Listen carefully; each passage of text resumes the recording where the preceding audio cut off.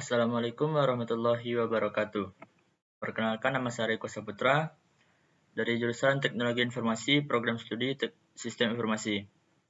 Pada kesempatan kali ini saya akan menjelaskan tentang keamanan sistem informasi, yaitu mengenai mengamankan sistem informasi. Pendahuluan.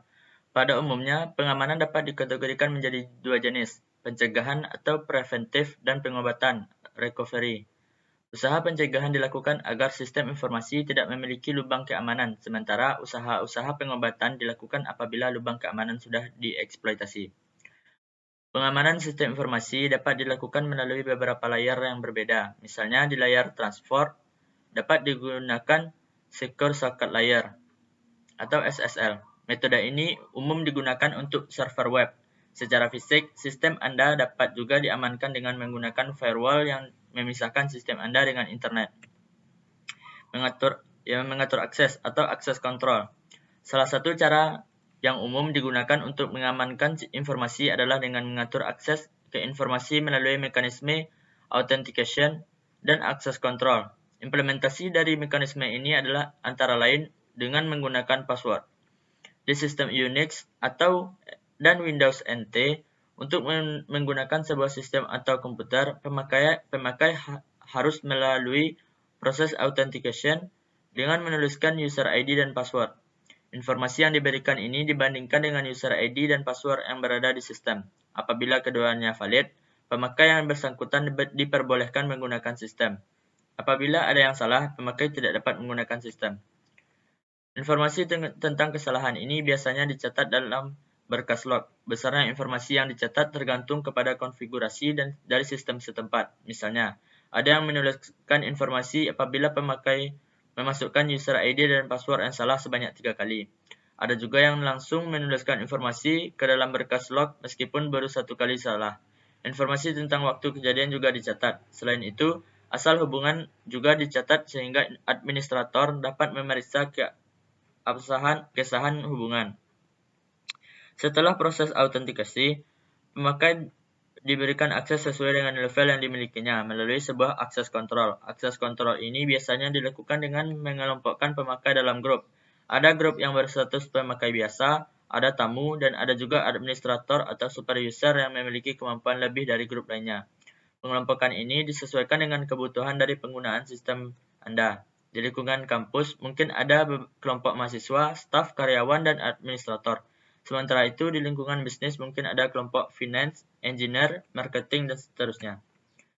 Menutup servis yang tidak digunakan. Seringkali sistem atau perangkat keras dan perangkat lunak diberikan dengan beberapa servis dijalankan dengan default. Sebagai contoh, pada sistem Unix, server-servis berikut sering dipasangkan dari vendornya, seperti Finger, Telnet, FTP, SMTP, POP, Echo, dan seterusnya. Sistem tersebut tidak semuanya dibutuhkan. Untuk mengamankan sistem, servis yang tidak diperlukan di server tersebut sebaiknya dimatikan. Sudah banyak kasus yang menunjukkan abus dari servis tersebut, atau ada lubang keamanan dalam servis tersebut, akan tetapi sang administrator tidak menyadari bahwa servis tersebut dijalankan di komputernya. Memasang proteksi. Untuk lebih meningkatkan keamanan sistem informasi, proteksi dapat ditambahkan. Proteksi ini dapat berupa filter, dan yang lebih spesifik adalah firewall. Filter dapat digunakan untuk memfilter email, informasi, akses, atau bahkan dalam level paket. Sebagai contoh, di sistem Unix ada paket program TCP wrapper yang dapat digunakan untuk membatasi akses kepada servis atau aplikasi tertentu. Firewall. Firewall merupakan sebuah perangkat yang diletakkan antara internet dengan jaringan internet. Informasi yang keluar dari atau masuk harus melalui firewall ini. Tujuan utama dari firewall adalah untuk menjaga agar akses dari orang yang tidak berwenang tidak dapat dilakukan. Konfigurasi dari firewall tergantung kepada kebijaksanaan dari organisasi yang bersangkutan, yang dapat dibagi menjadi dua jenis. Apa-apa yang tidak diperbolehkan secara eksplisit dianggap tidak diperbolehkan. Apa-apa yang tidak dilarang secara eksplisit dianggap diperbolehkan. Firewall bekerja dengan mengamati paket IP yang melewatinya. Beberapa konfigurasi dari firewall, maka akses dapat diatur berdasarkan IP address, port, dan arah informasi. Firewall dapat berupa sebuah perangkat keras yang sudah dilengkapi dengan perangkat lunak tertentu, sehingga pemakai tinggal melakukan konfigurasi dari firewall tersebut. Firewall biasanya melakukan dua fungsi, fungsi IP, filtering, dan fungsi proxy. Keduanya dapat dilakukan pada sebuah perangkat komputer atau dilakukan secara terpisah. Fungsi proxy dapat dilakukan oleh beberapa software tergantung kepada jenis proxy yang dibutuhkan, misalnya web proxy, login proxy, FTP proxy, dan seterusnya. Satu hal yang perlu diingat bahwa adanya firewall bukan menjadi jaminan bahwa jaringan dapat diamankan 100%. Firewall tersebut sendiri dapat memiliki masalah. Sebagai contoh, firewall Gauntlet yang dibuat oleh Network Associates Inc. atau NAI mengalami masalah satu sehingga dapat melewatkan koneksi dari luar yang seharusnya tidak boleh lewat. Memantau adanya serangan. Sistem pemantau atau monitoring system digunakan untuk mengetahui adanya tamu tak diundang atau adanya serangan atau attack. Nama lain dari sistem ini adalah Intruder Detection System atau IDS. Sistem ini dapat memberitahu administrator melalui email maupun melalui mekanisme lain seperti melalui SMS. Ada berbagai cara untuk memantau adanya intruder. Ada yang sifatnya aktif dan pasif. IDS cara yang pasif misalnya yang memonitor log file. Contoh software IDS antara lain Autobus mendeteksi probing dengan memonitor log file.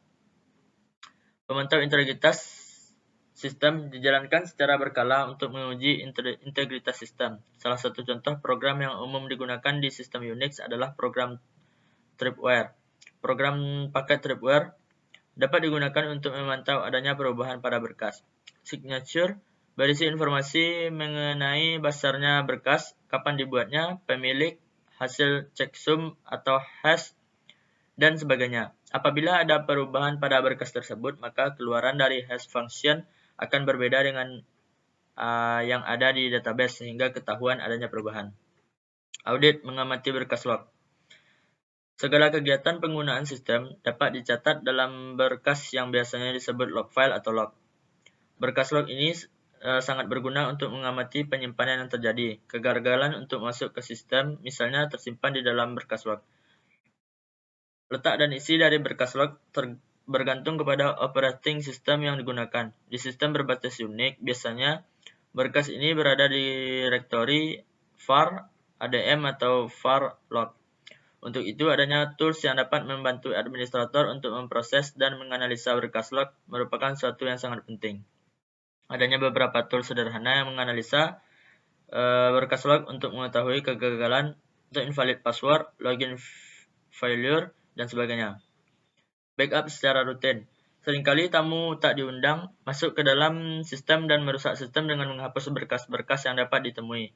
Jika intruder ini berhasil menjebol sistem dan masuk sebagai super user, maka ada kemungkinan dia dapat menghapus seluruh berkas. Untuk itu, adanya backup yang dilakukan secara rutin merupakan sebuah hal yang esensial. Bayangkan, apabila yang dihapus oleh tamu ini adalah berkas penelitian, tugas akhir, skripsi, yang telah dikerjakan bertahun-tahun. Untuk sistem yang sangat esensial, secara berkala perlu dibuat backup yang letaknya berjauhan dengan fisik. Hal ini dilakukan untuk menghindari hilangnya data akibat bencana seperti kebakaran, banjir, dan lain sebagainya.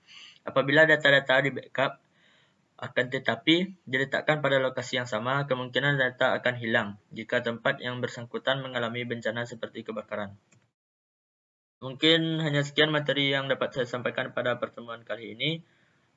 Salah dan janggal saya mohon maaf. Atas perhatiannya saya ucapkan terima kasih. Wabillahi taufiq wal hidayah. Assalamualaikum warahmatullahi wabarakatuh.